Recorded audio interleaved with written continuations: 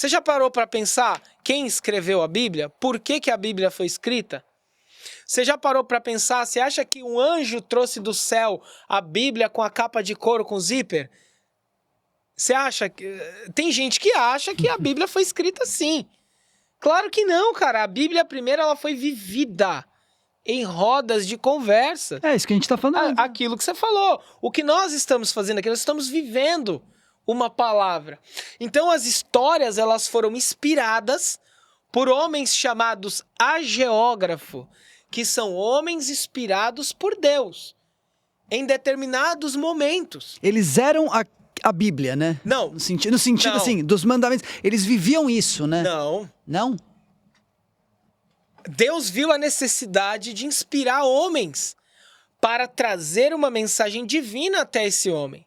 Então, ele usou esses homens chamados agiógrafos. Esses homens escreveram uma mensagem. Eles recebiam essa mensagem. Recebiam essa mensagem inspirada por quem? Por Deus. Pelo Espírito Santo. Eles escreviam, a mensagem chegava até as comunidades celebravam a mensagem, viviam a mensagem e passavam a mensagem para as suas gerações. Tem estudos comprovados, cara, que tem textos bíblicos, pedaços de textos bíblicos que tem mais de 3.000, 4.000 anos. E isso, estamos falando da arqueologia. Antes de Jesus. Antes de Jesus. Você entendeu? Que é o Velho Testamento? Que é o Antigo Testamento. Você está entendendo? Existe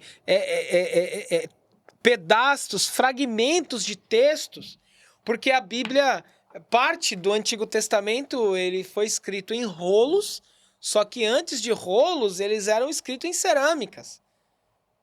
Eles eram escritos em catacumbas, depois em cerâmicas. Porque eles não tinham, né, aonde escrever, não tinha papel, caneta como a gente tem hoje.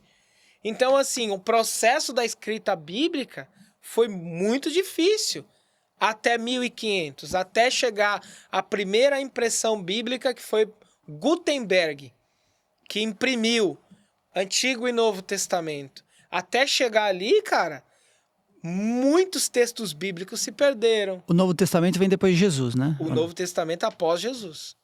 Eles pegam esse Antigo Testamento e falam assim, vamos trazer para a realidade de hoje, podemos dizer assim, né? Tipo, porque era uma outra cultura, né? Uma outra percepção, uma outra linguagem, e tem que trazer uma nova linguagem que toque as pessoas, né? Exatamente. Tanto que para você entender um texto bíblico, primeiro tem 3 aspectos: cultural, a época e o religioso. Por quê? Dentro de um escrito tem todo um contexto por trás. Então você precisa tirar os aspectos... A própria mensagem, né? A própria mensagem. Você precisa tirar os aspectos, o pano de fundo, o background, né, por trás, para você entender a mensagem. Entendeu? Por isso que muita gente não entende a Bíblia, porque a Bíblia ela tem um contexto de época, um contexto histórico, um contexto econômico.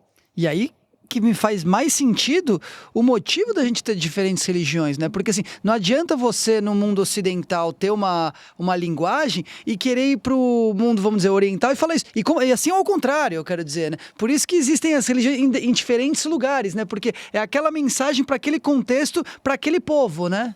Também, contexto de... Só que assim, existe muitas religiões, só que não quero entrar aqui num contexto religioso, né?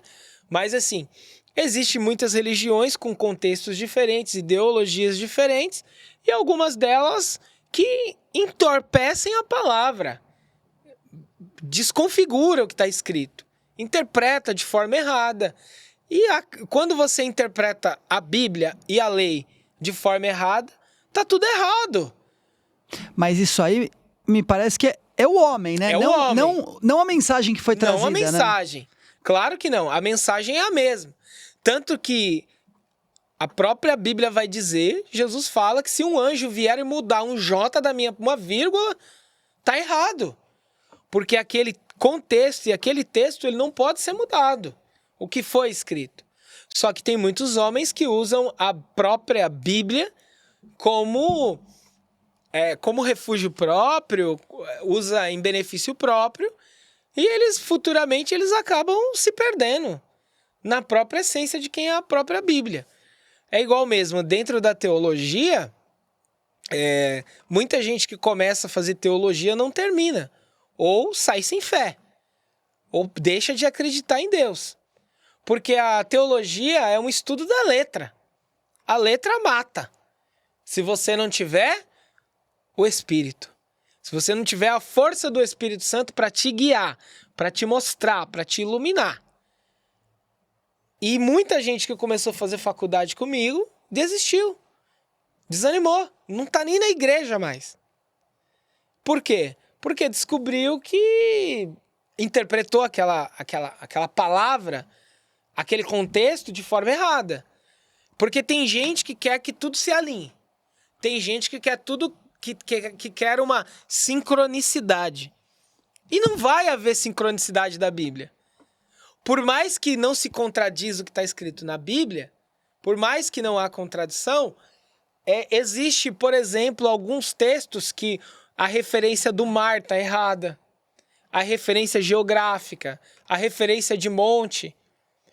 Isso mostra que a Bíblia não quer mostrar para você que ela está te enganando, porque se tudo tivesse alinhado, parametrado, tá tudo certo. Se a Bíblia quisesse te mostrar que tá tudo certo, ela não ia falar que o maior rei de Israel era pecador. Salomão. Salomão era considerado o homem mais sábio da Bíblia. Salomão era considerado o homem segundo o coração de Deus. Salomão, ele se apaixona por uma mulher e manda o marido dela à frente para morrer na guerra. Era o homem segundo o coração de Deus. Se a Bíblia quisesse esconder o pecado dele, não estaria lá. Então a Bíblia não quer te esconder, mas a Bíblia quer abrir a tua mente, expandir a tua mente para uma vivência real. Quando você lê a letra pela letra, a letra mata. A letra te confunde. Mas quando você começa a ler de forma espiritual aquele texto, é claro, tudo tem um contexto, um background, né? Um pano de fundo. Faz mais sentido para você.